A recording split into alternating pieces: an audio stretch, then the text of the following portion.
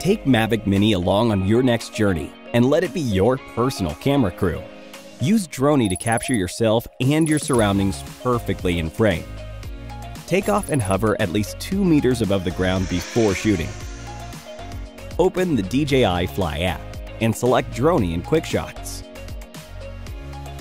Set your desired flight distance, then select your subject by tapping or dragging a box around it on the screen. Tap Start, and Mavic Mini will automatically fly to the target area and start recording while flying backward and upward. To exit a quick shot during shooting, tap X on the right side of your screen, or short press the upper left button on the remote controller, and the aircraft will stop and hover in place. After shooting, the app will automatically generate a 15-second video. You can preview the video you just finished in the playback interface. You can also tap Edit at the bottom right of the screen to redo the edit. After you're finished with editing, don't forget to share the video with friends on social media.